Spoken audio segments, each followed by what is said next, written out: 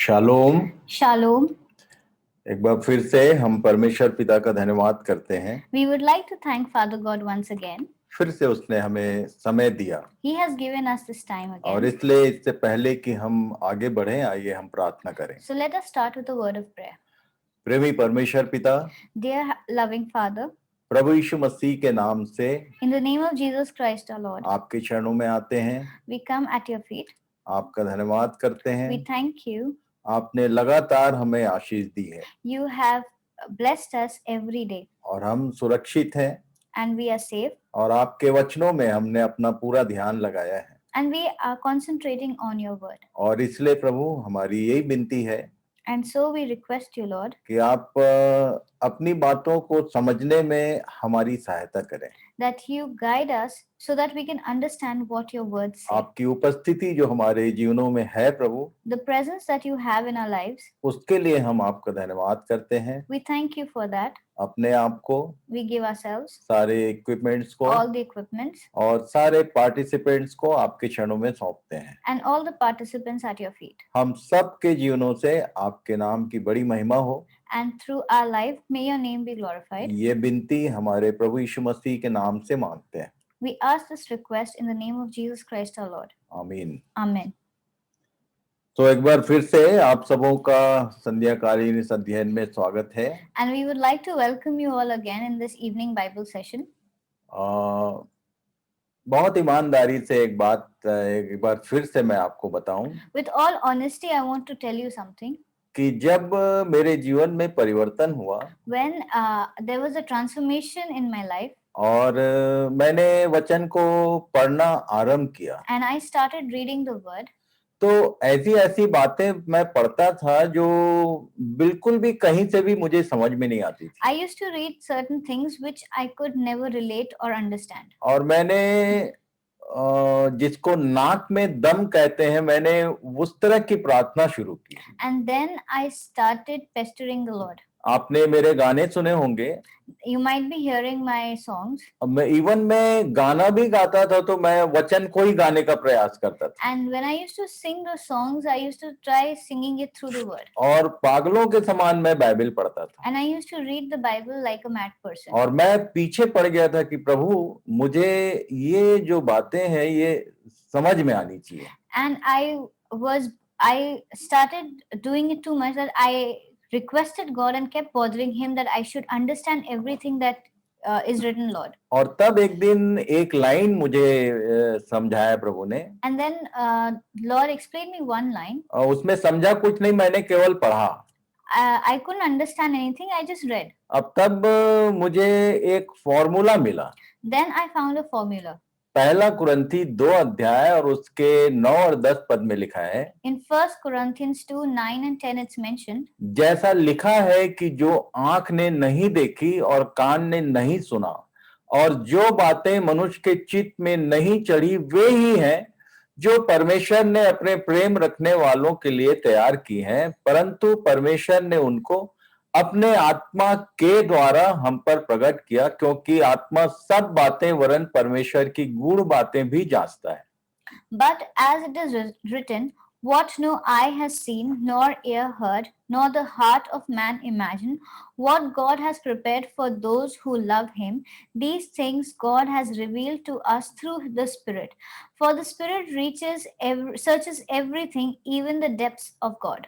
पौलुस के इन शब्दों ने मुझे रोक दिया। These were the words written by Paul which stopped me. और मैं यहीं अटक गया।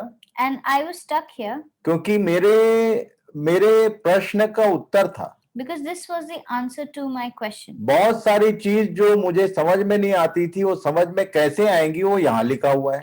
Many of the things which I could not understand earlier, how would I understand? It's mentioned here. और ऐसी ऐसी बातें जो आंख ने नहीं देखी, कान ने नहीं सुना और जो मनुष्य के चित्त में नहीं है, ये बातें मैं समझना चाहता था।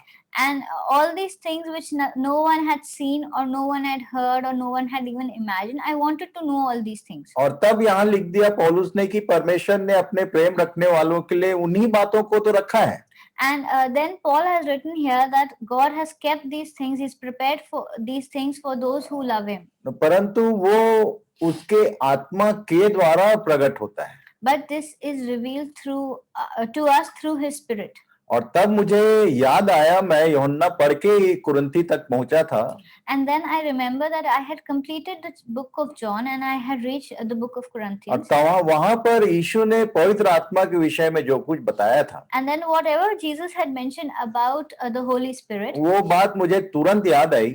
I just recalled that. बहुत सारी बातों में यीशु ने चेलों से कहा था कि तुम अभी उन बातों को नहीं समझ सकते, पर जब वो आत्मा आएगा तो तुमको सब बातें सिखाएगा। Many a times Jesus had told his disciples that you might not understand these things now, but when the Spirit comes, you will understand all of that. मैंने फिर से इन लाइनों को कई बार पढ़ लिया Then I read these lines again and again. और तब मुझे समझ में आया कि परमेश्वर के आत्मा के द्वारा ही ये सब बातें खुल सकती हैं। And then I understood it can be only the Spirit of God who can reveal all these things to और us. मैंने जस्ट एक सिंपल प्रार्थना किया कि प्रभु आप अपने आत्मा के द्वारा इन बातों को मुझ पर भी प्रकट करें।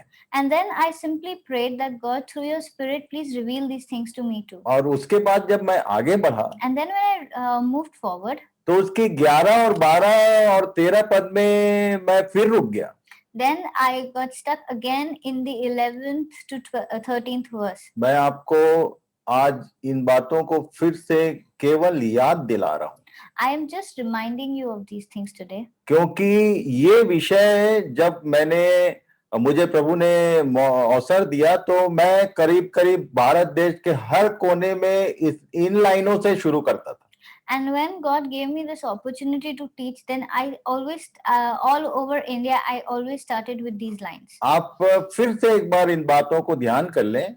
Please keep in mind all these things. एक मनुष्य के भीतर 3 प्रकार की आत्माएं काम करती हैं। That in a person 3 kinds of spirits work. या मैं बोल सकता हूं कि देयर आर 3 स्पिरिट, 3 आत्माएं हैं जिससे एक व्यक्ति ग्रसित होता है, पोजेस होता है। I can say that there are 3 kinds of spirits from which a person or with which a person is possessed. और पौलुस ने यहाँ उसको डिफाइन किया है। And Paul has defined those spirits here. इससे पहले कि हम आगे बढ़ें, प्रभु ने मुझसे कहा कि बेटा इस बात को एक बार फिर से बता देना।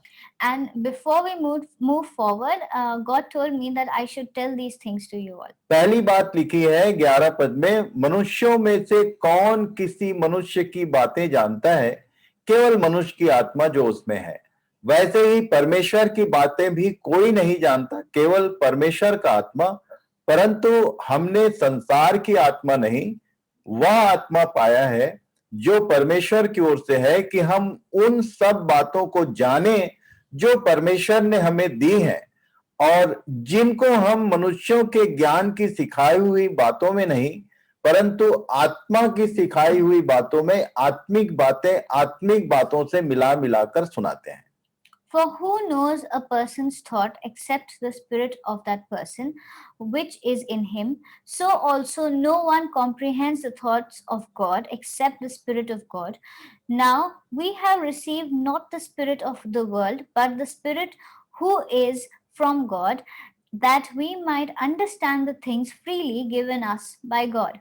And we impart this in words not taught by human wisdom, but taught by the Spirit, interpreting spiritual truths to those who are spiritual.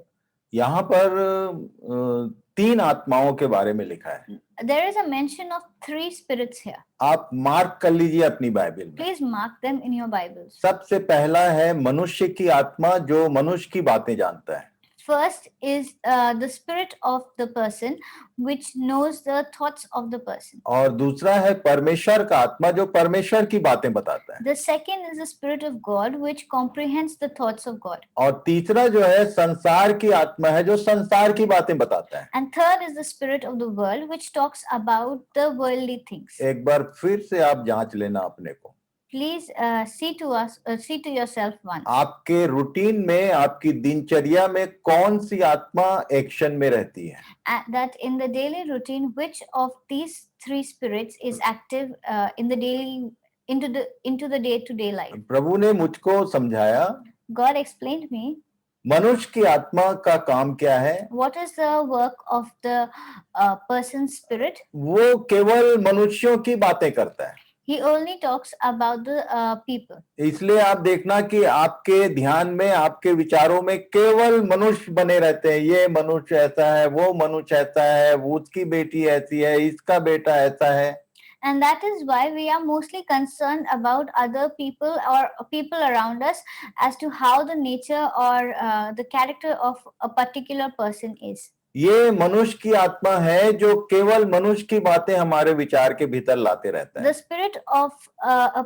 spirit of person is the one which only helps us to think about the people around us. और यदि परमेश्वर का आत्मा है तो वो परमेश्वर की बातें बताता है कि उसने क्या किया है, क्या कर रहा है और क्या करने वाला है। And if it's the spirit of God, then it is always the spirit will keep telling us, or we'll have thoughts about God as to what he has done and what he's going to do.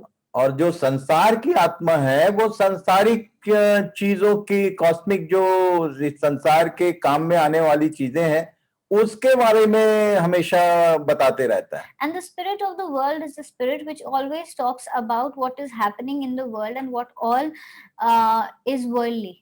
और तब ये एक battle field है। हमारा जो जीवन है वो एक बैटल है। And our life is a battle. दो आत्माओं को काम करने से रोकना है और एक आत्मा को काम करने के लिए आमंत्रित करना है।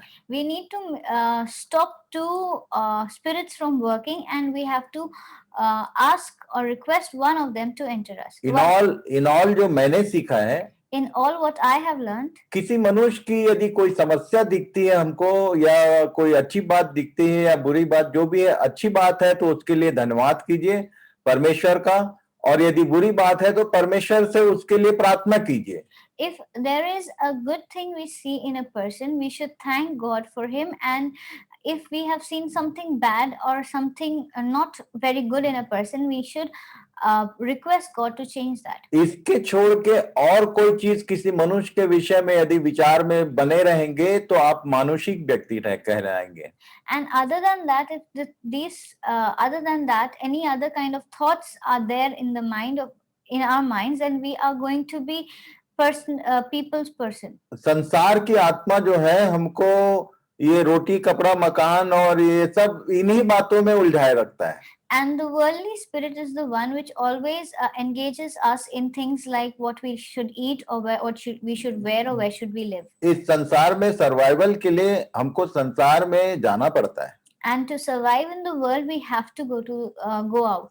संसार की चीजों से मतलब रखना पड़ता है। We have to be in contact with the worldly things. पर आपके मन में यदि कोई काम है संसार का, उसको आप कर दो, या कोई समस्या आ रही है उसको पाने के लिए तो प्रार्थना करो, केवल इसका परमिशन है।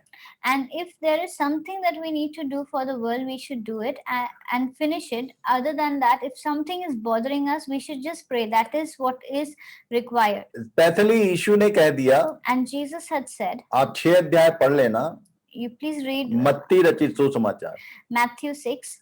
वहां लिखा हुआ है It's written over there कि यदि तुम क्या खाएंगे, क्या पहनेंगे, इसी की चिंता में रहते हो तो ये तो अन्य जाति लोग भी करते हैं। that if you are always worried and anxious about what will we eat or what will we wear, then this is the same thing that the Gentiles also do. और ये बात आज क्यों आई है? And why has this come today? इसलिए कि हम उन बातों पर चर्चा कर रहे हैं जिसके विषय में ना तो हमने कभी सुना, ना कभी देखा और ना कभी हमारे चित्त में आई है। ऐसी बातें हैं जो आज मैं बताने वाला हूँ। And why we are thinking about this, or we are talking about this, is because we are going to learn about things which we have never seen or heard or never has crossed our mind. यदि आप मनुष्य की या संसार की आत्मा से ग्रसित हैं तो आपको इनमें से कुछ भी बात समझ में आने वाली नहीं है। And if we are possessed by the spirit of the world and the spirit of a person, then we will not understand anything that is being said. पिछले सेशन में हमने 2 बात देखा था। And yes, in the last sessions we had seen two things. प्रकाशित वाक्य 21 अध्याय के 1 और 2 पद को एक बार फिर से मैं पढ़ूंगा। I would like to read Revelation 21 verses 1 and 2 again. यहाँ लिखा हुआ है, मैंने नए आकाश और नई पृथ्वी को देखा, क्योंकि पहला आकाश और पहली पृथ्वी जाती रही थी और समुद्र भी ना रहा। फिर मैंने पवित्र नगर नए यरूशलेम को स्वर्ग पर से परमेश्वर के पास से उतरते देखा, और वह उस दुल्हन के समान थी जो अपने पति के लिए श्रृंगार किए हुए हो। Then I saw a new heaven and a new earth, for the first heaven and the first earth had passed away, and the sea was no more. And I saw the holy city, New Jerusalem, coming down out of heaven from God, prepared as a bride adorned for her husband. और उसके बाद हम लोग पढ़ते पढ़ते आगे 9 और 10 पद को पढ़े थे। And then we read forward and we had reached verses 9 and 10. और तब वहां पर लिखा हुआ है कि जिन 7 स्वर्गदूतों के पास 7 पिछली विपत्तियों से भरे हुए 7 कटोरे थे, उनमें से एक मेरे पास आया और मेरे साथ बातें करके कहा, इधर आ, मैं तुझे दुल्हन अर्थात मेमने की पत्नी दिखाऊंगा। और वह मुझे आत्मा में एक बड़े और ऊंचे पहाड़ पर ले गया और पवित्र नगर यरूशलेम को स्वर्ग से परमेश्वर के पास से उतरते दिखाया। Then came one of the 7 angels who had the 7 bowls full of the 7 last plagues, and spoke to me, saying, Come, I will show you the bride, the wife of the Lamb. And he carried me away in the spirit to a great high mountain, and showed me the holy city, Jerusalem, coming down out of heaven from God. तो Monday morning मेरे को एक भाई ने phone किया, And so on Monday, I got a call from one of the brothers. और मेरी अक्सर उनसे बात होते रहती है। I often speak to him. उनने बोला कि भैया मेरे को एक चीज नहीं समझ में आया। He said that, brother, I can't understand a thing. पहले और दूसरे पद में ये एक बार उतरते देखा, And that in the first and second verses he had seen the holy city come down. और 9 और 10 में फिर उतरते दिखाया। And then in verses 9 and 10 again he is seeing it come down. ये क्या मतलब है? What does this mean? और तब मैंने इस बात को समझा And then I understood this. कि बहुत सारे लोगों के लिए ये क्वेश्चन मार्क होगा। Many people might be thinking of the same thing. और इसलिए प्रभु से मैंने प्रार्थना किया, उसने कहा बेटा इसको क्लियर करना। And so I prayed to God, and He said that please explain this. और इसके साथ बहुत सारे विषय हैं जिसको आज मैं आपको बताने वाला हूँ। And along with this, there are many things which I am going to clear with you. ये हमारे प्रभु यीशु मसीह ने 14 अध्याय यूहन्ना के उसके 2 और 3 पद में कुछ बोला था।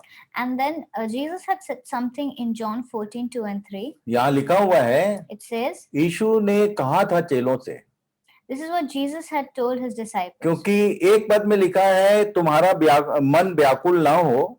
And in the first verse it says, do not be anxious. वो चेले लोग परेशान थे। The disciples were very worried. क्योंकि उसने कह दिया था कि मेरा यरूशलेम को जाना, मारा जाना और तकलीफ उठाना ये अवश्य है।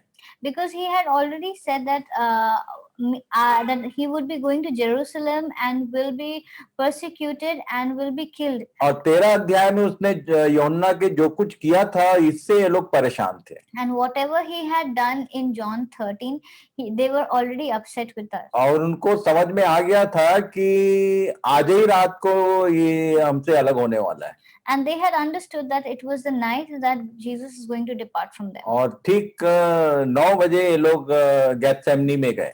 And right at 9 o'clock they went to Gethsemane. इस सिटिंग में 14, 15, 16 अध्याय पूरा यीशु ने चेलों से बात किया continue.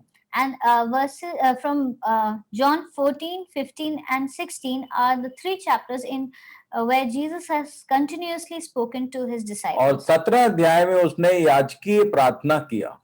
And in the 17th chapter he has done the prophetic prayer. और 18 अध्याय को यदि आप शुरू करेंगे तो उन लोग भजन गा के गेत्सेमनी की ओर गए। And then if we read John 18, it is all about them singing hymns and going to Gethsemane. तो ये उनको एनकरेज कर रहा था। And he was encouraging them. 14 अध्याय, 15 अध्याय और 16 अध्याय पूरा पढ़ लेना, ये एनकरेजिंग वर्ड थे हमारे प्रभु के। And John 14, 15 and 16 were words of encouragement that Jesus spoke to his disciples. जो उसने सपर लॉर्ड सपर के टेबल में बैठ के ही किया था, वो इनसे बात किया था. And these were the chapters which were done, or these had taken place when they were seated at the Last Supper table. 13 अध्याय से लेके 18 तक आप पढ़ लेना, आपको आनंद आएगा. Please read from John 13 to 18. It is something which gives joy. Specially यहाँ पर लिखा है, It is mentioned here. 2 और 3 पद को मैं पढ़ना चाहता I हूँ. want to read verses 2 and 3. मेरे पिता के घर में बहुत से रहने के स्थान हैं, यदि ना होते तो मैं तुमसे कह देता, क्योंकि मैं तुम्हारे लिए जगह तैयार करने जाता हूँ, और यदि मैं जाकर तुम्हारे लिए जगह तैयार करूं तो फिर आकर तुम्हें अपने यहाँ ले जाऊंगा, कि जहां मैं रहूं वहां तुम भी रहो. In my Father's house are many rooms. If it were not so, I would have told you that I go to prepare a place. Would I have told you that I go to prepare a place for you?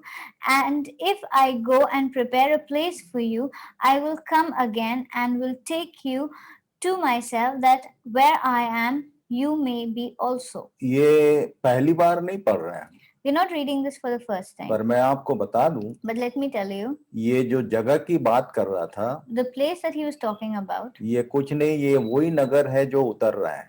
it is this is the same city which is coming down. जिसको इसने बोला कि मैं जा रहा हूं, तुम्हारे लिए जगह तैयार करूंगा, तुम्हारे लिए मेरे पास बहुत सारे रहने के स्थान हैं, मैं तैयारी करने जा रहा हूं.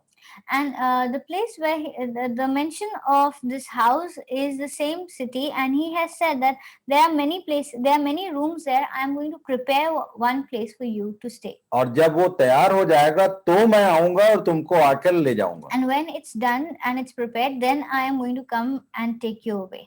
आपको मैं बता दूं, Let me tell you, ये बनाने वाला कौन है? who is the one who's making it? सारी सृष्टि का जो मालिक है, The one who is the creator of and the owner of the whole nature or everything, जो सब के ऊपर है. who is above all. आप ये जो बोल रहा था, इसके बारे में कितना जानते हैं मैं नहीं जानता. What he was saying, how much do you know about him? I am not very sure. कुलुस्सियों की पत्री 1 अध्याय को पढ़ लेना. Please read Colossians 1. मैंने बोला था कि यदि हेड के बारे में समझना है तो कुलुस्सियों की पत्री पढ़ना.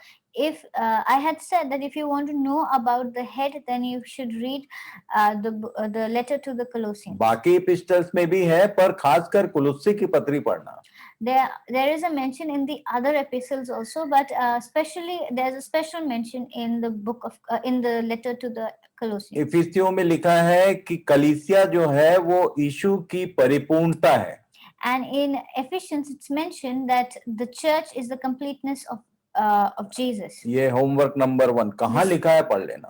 And this is the first homework. Where is it mentioned? पर कुलुस्सियों की पत्री में लिखा है कि ये परमेश्वर की परिपूर्णता है. ये यीशु जो है वो परमेश्वर की परिपूर्णता है.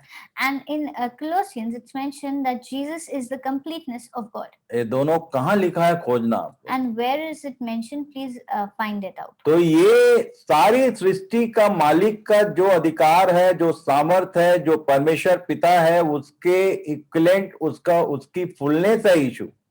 And the creator of the world, the sustainer, the one who has authority over everything, Jesus is the completeness of that. मैंने पिछले दिनों में बताया था, आपको एक पिक भी भेजा था कि how a man's body is wonderfully made, कैसे अद्भुत रीति से मैं रचा गया हूं, उसके बारे में एक डिटेल भेजा था मैंने.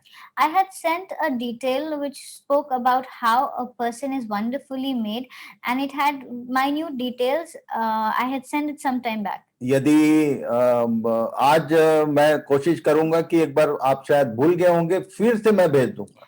Maybe you have missed it or you've forgotten about it. I will send it again. कि परमेश्वर ने ये जो मनुष्य की रचना की है, इसके बारे में आज का जो साइंस है वो खोजते रहता है. जो कुछ उसने बना दिया है उसको खोजते रहता है. And the creation of man is such that science is always looking into it and trying to search about it. आम आदमी के सुनने समझने से बाहर की बात है कि कैसे मनुष्य की रचना उसने की है। And it is out of the thinking of a normal person as to how wonderfully a person is made. जब एक मनुष्य के शरीर के बारे में आप ज्यादा समझ नहीं रखते हैं, तो जब उसने उस नगर के वो बनाने जाता हूँ बोला है, तो वो कैसा बना होगा ये कैसे समझ में आएगा। And if we cannot understand or comprehend how a person is made, then how would we understand how that wonderful new Jerusalem is? आपको मैं बता दूं कि परमेश्वर जो है वो सिस्टमैटिक काम करता है। पिछले अध्ययन में भी मैंने बताया हुआ है। And let me tell you that God always works in a systematic manner. I have spoken and told about this many a times, even in the previous sessions. ये जो पृथ्वी थी जैसा उसने बनाया था उसका रूप रंग बिगड़ गया और बेडौल और सुनसान हो गया था। And how the earth was and how it was destructed and it was voidless and formless. आपको मैं बता दूं कि परमेश्वर ने उस बिगड़े हुए पृथ्वी में मनुष्य को बना के रख नहीं दिया। And let me tell you, God just didn't create man and kept him in that void and formless earth. उसने इस पृथ्वी को रिक्रिएट किया। He recreated the earth. उसने आदम के को सबसे आखिरी में बनाया। And man was his last creation. उसने मनुष्य के रहने लायक पहले जगह तैयार किया, उसके बाद मनुष्य को बनाया। First, he created a place which was good enough for man to live, and then he created man. वो काम उसके सिस्टमैटिक होते हैं। That's how systematic he कौन is. सा काम पहले करना है कौन सा बाद में, ये वो करता है। And what is to be done before and what is to be done afterwards, he knows and he does it well. आपको यहीं से मैं बता दूं Let me tell you from here. कि जैसे उसने आरंभ में काम किया, पहले पृथ्वी को मनुष्य के रहने लायक बनाया, उसके बाद मनुष्य को बनाया। Like he had first renovated the earth and then made man so that man could live in. और तब ये जो पुत्र है वो भी सेम काम कर रहा है कि पहले उसने जगह तैयार किया, उसके बाद बोला है कि मैं तुमको अपनी पत्नी को लेने आऊंगा। And then again, the son is doing the same thing, that he is preparing a place first and then he's going to come to take his wife. आपको एक थोड़ी सी जानकारी मैं दूं। Let me give you some insight. ये जो पृथ्वी है जिसमें मनुष्य रहता है, This earth where the man lives, ये कैसे वंडरफुली बनाया गया है। how wonderfully is that made. मैं आदम के विषय में डिटेल भेजा था कि मनुष्य के अंदर कैसा डिजाइन किया उसने, नर्वस सिस्टम और हड्डियों का और सारा डिटेल मैंने, बाल कितने हैं, कान में बाल कितने हैं और जीभ में कितने कप है, ये सब का मेडिकल साइंस का जो कलेक्शन है वो भेजा था मैंने आप। I had sent the scientific and medical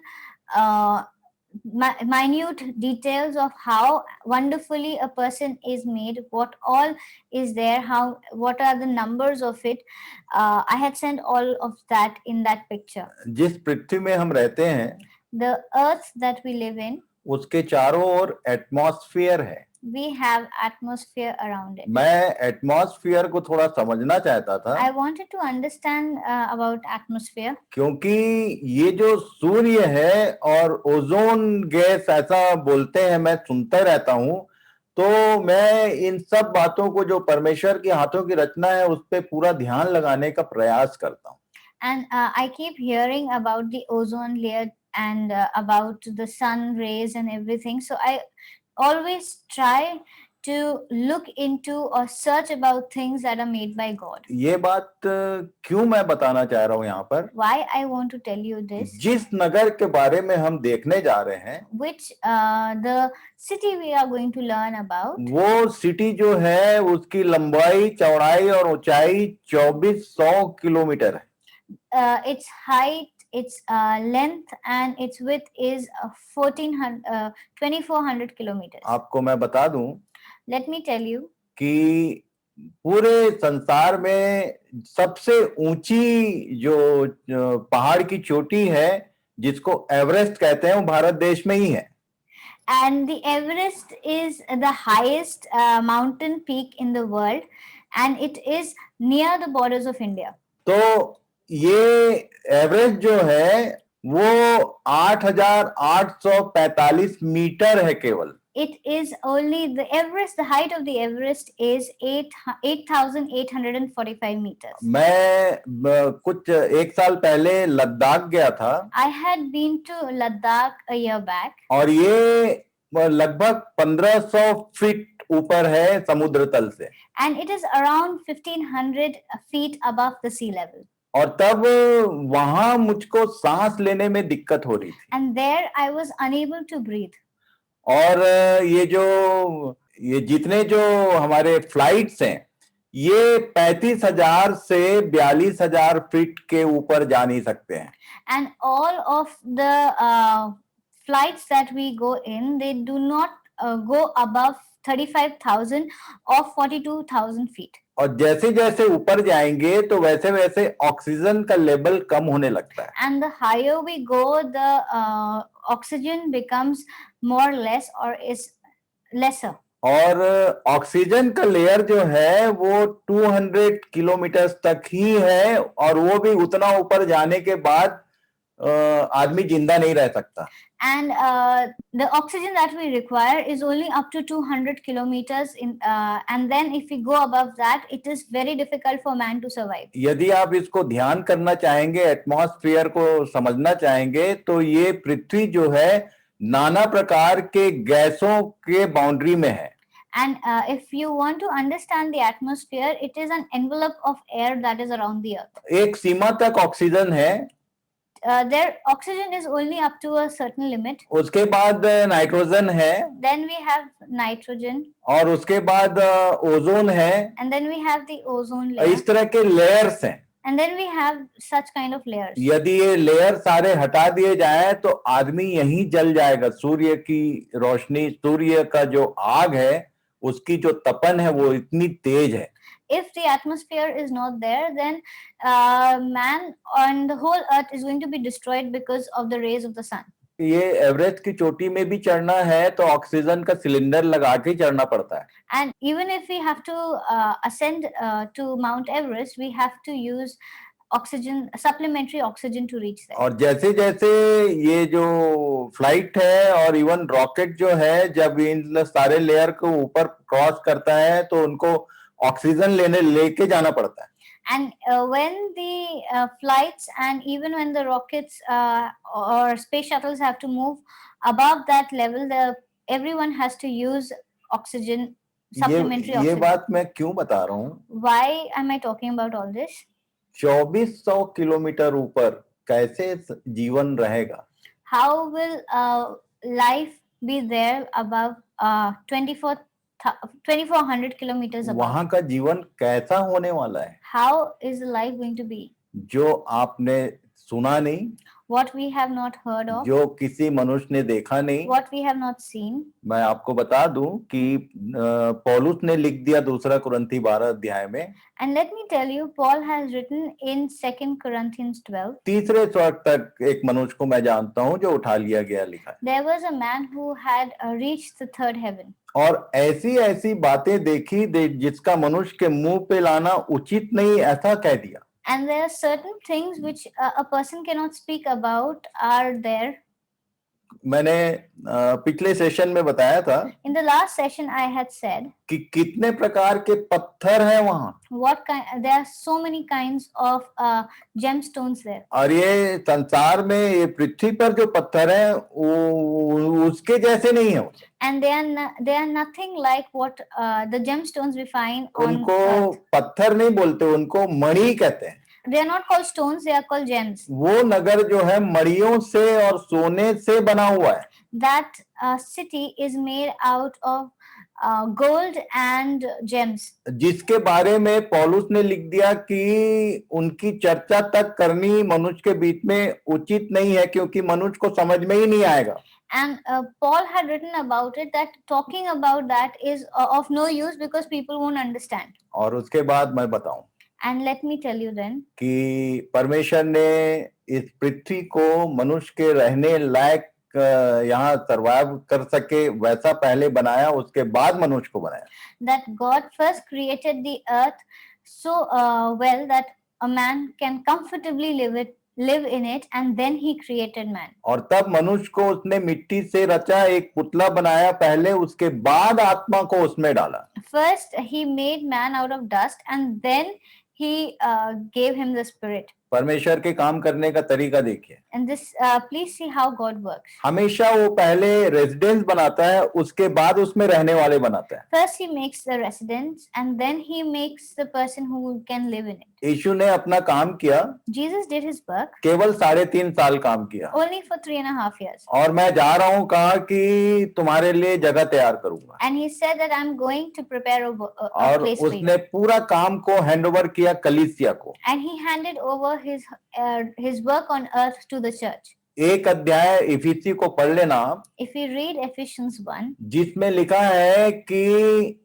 कलीसिया ही मसीह की देह है जो सब कामों को पूरा करती है. that the church is the body of Christ which completes everything. उसने केवल उस देह का शुरुआत किया और बोला कि मैं जा रहा हूँ तुम्हारे लिए घर बनाने वहां.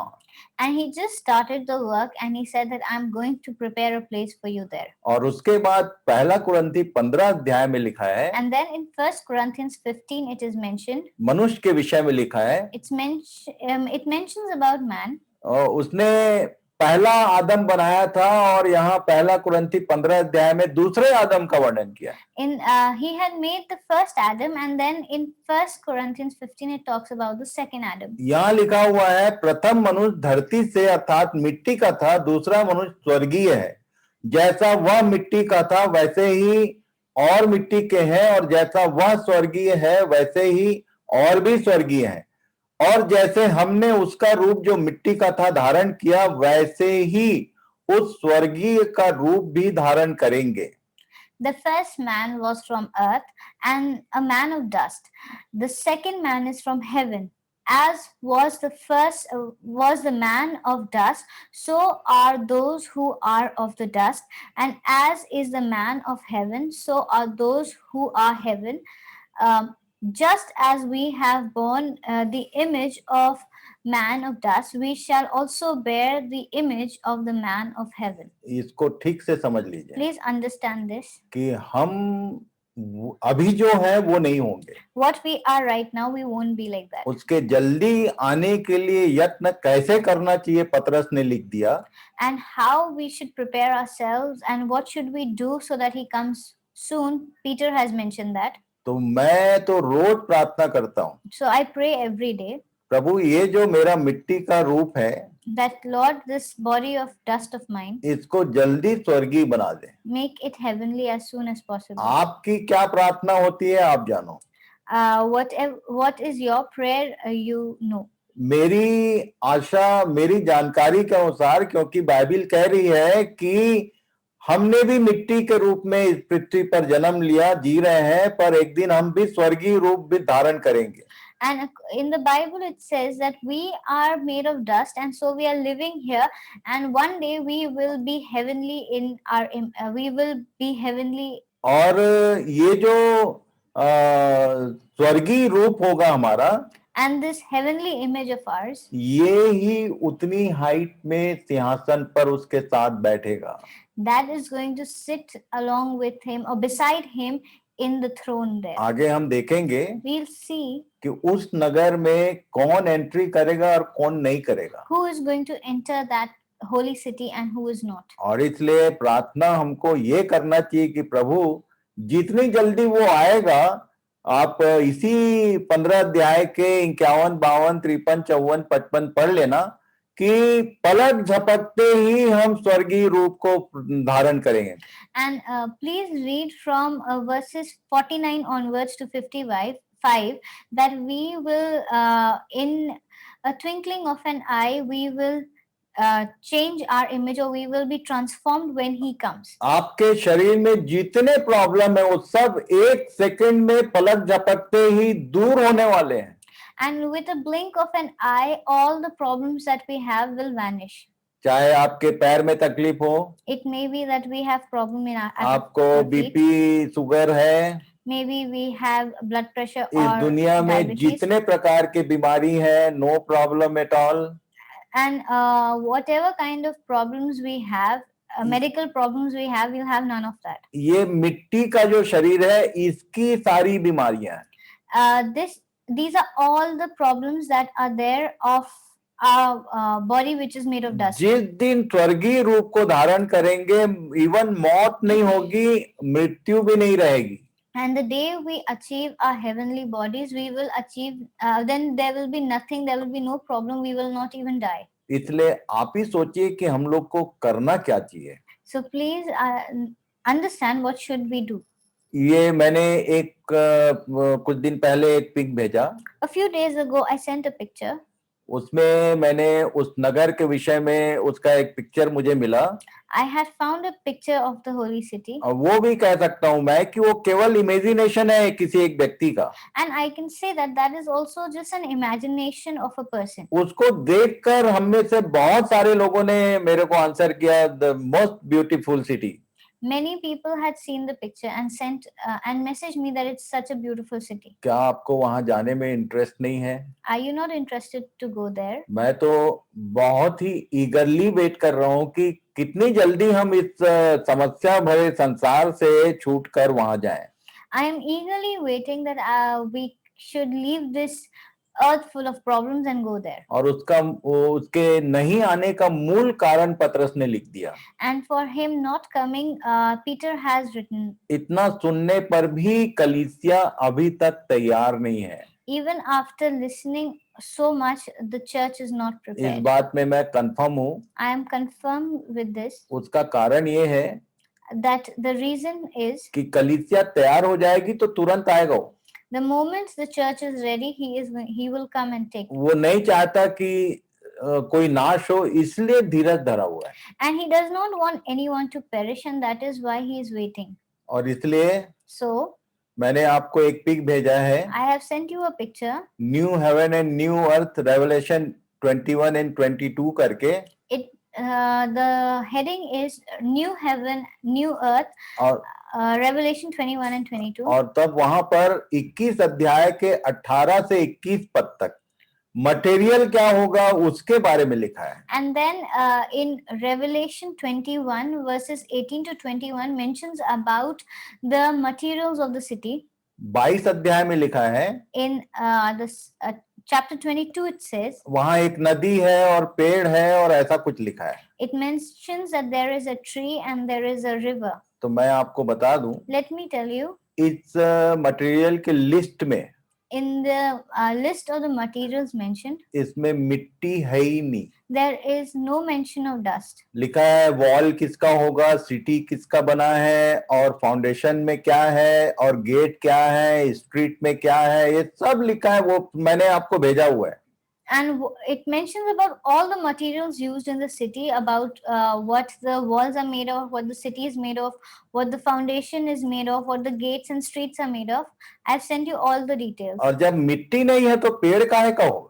And when there is no mud or there's no dust, then what is the tree, or how is the tree going to be there? इसके बारे में जो ये वाला जो बनावट रचना थी उसके बारे में डिटेल और एक जगह लिखा हुआ है. There is another place where the details of this is there. जो मटेरियल्स हैं, जो नगर है, वो उसमें क्या क्या चीजें हैं उसके विषय में एक इंफॉर्मेशन पहले ही लिखा हुआ है. And what all materials are there in the city, there is information about that already given. यहेजकेल 28 अध्याय पढ़ने बोला था मैं, कुछ पदों को मैं आपको पढ़ाऊंगा अभी. I had asked you to read Ezekiel 28. I am just going to read a few verses from here. सिर्फ वर्ड्स में थोड़ा सा चेंज है, पर वो सारे मटेरियल यहाँ लिखे हुए हैं. There is a change in a few words, but all of the materials are mentioned here. लिखा है यहेजकेल 28 के 13 और 14 पद में. In Ezekiel 28, 13 and 14 it says. तू परमेश्वर की एदेन नाम बारी में था. You were in Eden, the garden of God. बारी बोलने से हम लोग सोचते हैं कि हम लोग के यहाँ जैसे गार्डन होता है वैसा गार्डन रहा होगा.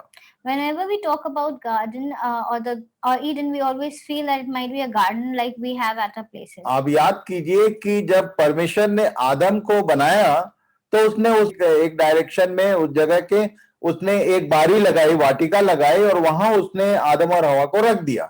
And if you read this, if you read Genesis, it says that when God created man, He made a garden and He placed Adam and Eve over there. पर पहले वो एदेन जो है उसका रूप रंग ऐसा था, यहाँ लिखा हुआ है। And here it mentions that Eden was, what Eden was is mentioned here. तू परमेश्वर की एदेन नाम बारी में था। You were in Eden, the garden of God. तेरे पास आभूषण, माणिक, पद्मराग, हीरा, फिरोजा, सुलेमान मणि, यशब, नीलमणि, मरकत और लाल सब भांति के मणि और सोने के पहरावे थे। तेरे डफ और बांसुलियां तुझी में बनाई गई थी। जिस दिन तू सिरजा गया था उस दिन वे भी तैयार की गई थी। तू छाने वाला अभिषिक्त करूब था। मैंने तुझे ऐसा ठहराया कि तू परमेश्वर के पवित्र पर्वत पर रहता था। तू आग सरीखे चमकने वाले मणियों के बीच चलता फिरता था। Every precious stone was your covering: sardius, topaz, and diamond, beryl, onyx, and jasper, sapphire, emerald, and carbuncle, and crafted in gold were your settings and your engravings. On the day that you were created, they were prepared. You were an anointed guardian cherub. I placed you. You were on the holy mountain of God. In the midst of the stones of fire you walked. यहाँ लिखा हुआ है कि जिस दिन तू सिरजा गया उस दिन वे भी तैयार की गई थी। The day that you were created, they were prepared. आपको मालूम है कि लूसीफर कब सृजा गया था? Do you know when Lucifer was prepared? मेरे मुंबई वाले सेशंस को अध्ययन कर लेना, उसमें वो सब अध्ययन कराया हूं मैं। And if you go through my Mumbai sessions, then I have spoken about that already. कैसे लूसीफर शैतान बना, कैसे ये पृथ्वी बेडौल और सुनसान हो गई, ये सब चीज आपको वहां मिलेगा। How Lucifer became Satan and how the earth was void and formless. पहले ये लिखा है कि ये परमेश्वर के पवित्र पर्वत पर रहता था जहां आग सरीखे चमकने वाले मणि हैं। And it says that he used to live on the mountain top of God, God's mountain, and where there are gems made of fire. और 15 और 16 पद में फिर से इसको मेंशन किया। And again in verses 15 and 16 it says, जिस दिन से तू सिरजा गया और जिस दिन तक तुझ में कुटिलता ना पाई गई उस समय तक तू अपनी सारी चाल चलन में निर्दोष रहा, परंतु लेन देन की बहुतायत के कारण तू उपद्रव से भरकर पापी हो गया। इसी से मैंने तुझे अपवित्र जानकर परमेश्वर के पवित्र पर्वत पर से उतारा, और हे छाने वाले करूब, मैंने तुझे आग सरीखे चमकने वाले मणियों के बीच से नाश किया है। You were blameless in your ways from the day you were created, till unrighteousness was found in you. In the abundance of your trade, you were filled with violence in your midst, and you sinned. So I cast you as a profane thing from the mountain of God, and I destroyed you, O guardian cherub, from the midst of the stones of fire. बार बार एक शब्द आया है, आप note कर लेना। Time and again a word has come. Please note that. Underline कर लो इसको। Please underline that. परमेश्वर का पवित्र पर्वत, From the mountain of God, जहां परमेश्वर का सिंहासन है, where the throne of God is. वहां तक इसकी एंट्री थी, इसका आना जाना था। He used to go and come, and he could go there anytime he wanted. और उसने इस पृथ्वी को ये वैसे ही बनाया गया था जैसा यहाँ वर्णन है। And it was made like that. The earth was made in the way as it's mentioned here. मिट्टी नहीं थी, There was no mud or dust. पानी नहीं था, There was no water. ये चमकने वाले मणियों के बीच रहता था। He used to be in the midst of the stones of fire. उसको उसने रौंद कर मिट्टी, पत्थर, पानी ये सब चीज से भर दिया। ये लूसीफर का काम था। इसको मैंने पिछले अध्ययन में अच्छे से पूरे डिटेल बताया हुआ है। And Lucifer destroyed everything and made it into dust, and that I have already mentioned in the previous sessions. I've already mentioned all about that. और इसीलिए लिखा है, And so it says, बार बार यीशु ने उदाहरण दिया Time and again, Jesus mentioned. मैं उसको केवल फ्रेज है सोचता था। I used to always think that it's a phrase. लिखा है कि आकाश और पृथ्वी टल जाएंगे पर मेरी बातें नहीं टलेंगी। That the earth and the skies will pass away, but my words will stay. मैं इस बात को समझता नहीं था। I never used to understand those words. प्रभु ने इन स्थितियों को मेंशन किया। God had mentioned these वो situations. बार बार वही कहता था He used to say the same thing. कि ये जो रिक्रिएशन है ये जाता रहेगा, ये जो आकाश और पृथ्वी है ये चली जाएगी और समुद्र भी नहीं रहेगा, और ये जितने आकाश के गण हैं ये तप्त होकर पिघल जाएंगे और पृथ्वी को जला देंगे।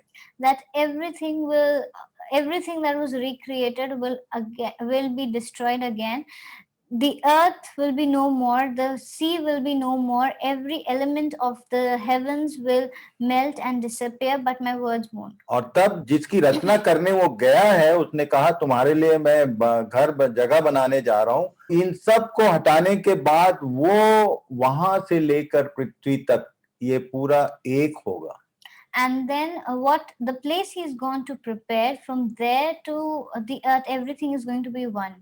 इसी बात को पौलुस ने भेद की नाई प्रकट किया। And this was the same thing that Paul has spoken in mysteries. आप एक अध्याय इफिसुस का उसका 9 और 10 पढ़ लेना। Please read Ephesians 1, 9 and 10. एक समय है जिसके बारे में वो कह रहा है कि परमेश्वर ने एक प्लान किया हुआ है कि जो कुछ स्वर्ग में है और जो कुछ पृथ्वी पर है उसको मसीह में वो एक करने वाला है। That there is a time that God has planned that everything that is in heaven and everything that is on earth, in Christ it will all be one. तो ये वो जो सियोन पर्वत जिसको हम लोग बार बार कहते हैं सियोन हमारा देश, हमारा ये जगह जो है परदेश, ये कुछ नहीं, ये परमेश्वर का वो तीसरा स्वर्ग, वहां से लेकर यहाँ तक ये एक नगर बनने वाला है। And what we talk about Zion, that is our place where we will, that is our place where we should, which belongs to us, or we live, or we are natives of that. It is nothing but the throne of heaven, from the third heaven to the earth. ये उन्हीं में से एक बात है जिसको पौलुस लिख रहा था पहला कुरिन्थी 2 अध्याय में।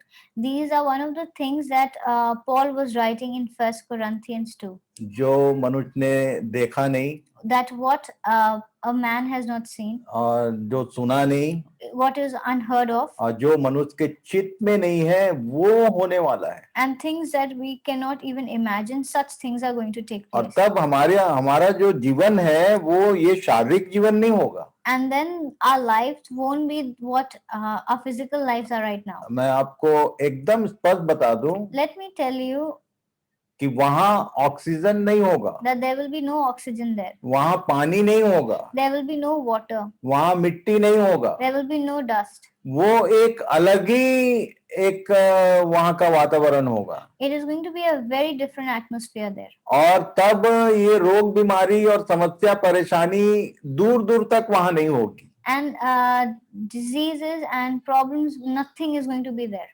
ये सारी बातों का जो जड़ है, ये जो पृथ्वी है, ये जो भूमि है, वो आदम के कारण श्रापित ठहरी है। And the reason for all the problems that we have today is because this land or this earth is cursed because of Adam. और ये जो श्रापित पृथ्वी है इसमें हम लोग बहुत दिन जीने की कामना रखते हैं। And we always pray that we live on this cursed earth longer. तो मैं आपको सीधे बता दूं So let me tell you कि आप उस दुल्हन के कैरेक्टर में नहीं हैं जो अपने दूल्हे की बाट जो रहा है। or we are not the bride who is waiting for her husband. भाई एक लड़की है और उसका मंगनी हुआ है और शादी होने वाली है। There is a girl who is engaged and they are going to get married. तो निश्चित रूप से वो जितनी जल्दी शादी हो जाए इसके उम्मीद में रहेगी। And she always wants to get married as soon as possible. हम कैसे एंगेज किए हुए लोग हैं? What kind of engaged people are we? तो मैं बोल सकता हूँ कि आपका एंगेजमेंट उसके साथ हुआ भी है कि नहीं हुआ। We need to think if our engagement is has actually happened or not. आप इस संसार में मगन रहेंगे और प्रभु आएगा तो आप उसके साथ चले जाएंगे, ये आपकी बहुत बड़ी भूल है। It is very unwise of us to think that if we are engaged in the worldly things and the moment the Lord comes and we'll be taken away with him, it is not right. शादी के जैसे जैसे दिन निकट आते हैं वैसे वैसे जो लड़की होती है उसका ध्यान बार बार अपने दूल्हे की ओर जाता है। And as the time of the wedding comes nearer, the girl who is engaged always keeps thinking about her husband to be. आप सही में उसका इंतजार कर रहे हैं? Are we really waiting for him? आज इस बात को ध्यान करना। We need to think about it. ये सारी चीजें वो बना के रखा है। He has prepared all these things. क्या लिखा है 21 अध्याय के 21 और 22 पद को पढ़ेंगे। We'll read Revelation 21:22. यहाँ लिखा है, It says, 12 फाटक 12 मोतियों के थे, एक एक फाटक एक एक मोती का बना था, और नगर की सड़क स्वच्छ कांच के समान चोखे सोने की थी, और मैंने उसमें कोई मंदिर न देखा, क्योंकि सर्वशक्तिमान प्रभु परमेश्वर और मेमना उसका मंदिर है। And the 12 gates were 12 pearls, each of the pearls made of a single pearl, and the street of the city was pure gold, like transparent glass. And I saw no temple in the city, for its temple is the Lord God, the Almighty, and the Lamb. वहां मिट्टी नहीं है। There is no mud there. आप इस बात को याद रखिए। Please keep this in mind. कि वो जैसा हम सोचते हैं, जैसा हम देखते हैं, वैसा कुछ भी नहीं है। That what we think or we imagine, it's nothing like that. लिखा है कि अपने प्रेम रखने वाले के लिए वो ऐसी बातों को तैयार किया है जो ना तो आंखों ने देखी, ना कानों ने सुना, जो ना कभी चित्त में चढ़ी।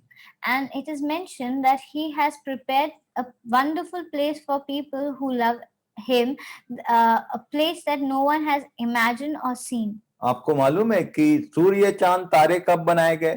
Do you know when was the sun and the moon made? आदि में नहीं बनाया गया। They were not made in the beginning. आदि में सूर्य और चांद का कोई रोल ही नहीं था।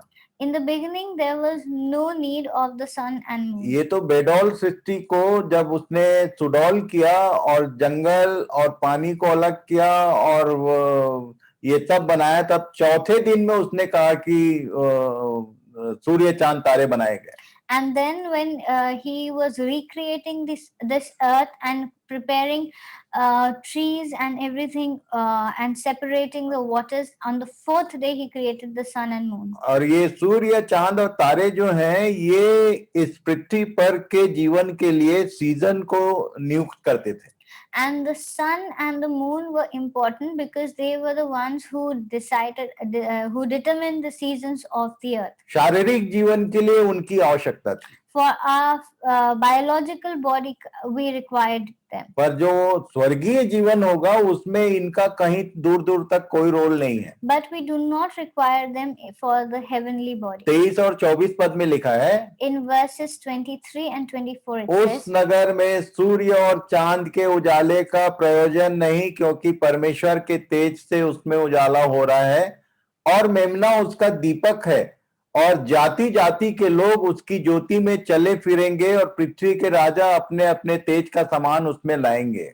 And the city has no need of sun or moon to shine on it, for the glory of God gives it light, and its lamp is the Lamb. By its light will the nations walk, and the kings of the earth will bring their glory into it. आपको मैं एक practical कराना चाहता हूँ। I want to ask you to do an experiment. जहां भी आप बैठे हैं, Wherever you're sitting, आपके घर में यदि ट्यूबलाइट है, if you have a tube light at your place, आप 1 मिनट तक ट्यूबलाइट में आंख डालिए, for a minute just stare at the tube light, और उसके बाद आंख बंद करना। and then shut your eyes.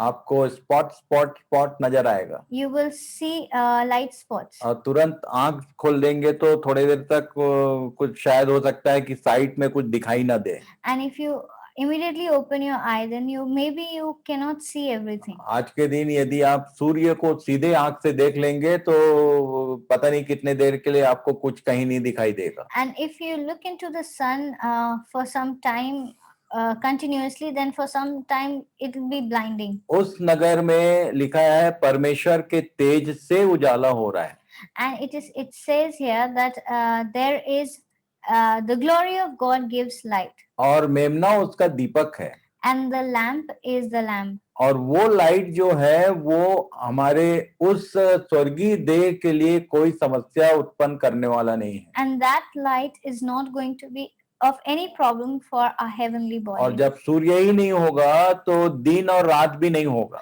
And when there's going to be no sun or moon, then there is going to be no day and night. एक mild एक रोशनी होगी, और वो कैसा आनंददायक अनुभूति होगा, वहां जब हम जाएंगे तभी समझ में आएगा। And what kind of light is going to be there, and what kind of experience we are going to have, we won't understand now. We can only understand when we go there. अब मेमना उसका दीपक का मतलब आप अपना दिमाग मत लगा देना कि वो दिया जैसे रहेगा एक कोने में।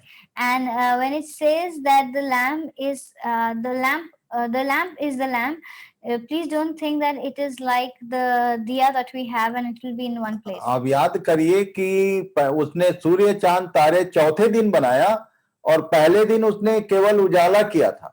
And please remember that on the first day there was light, and the heavenly bodies were made on the fourth day. और तब यहाँ लिखा है कि परमेश्वर का वही उजाला वहां रहेगा। And here it mentioned that the same light is going to be there.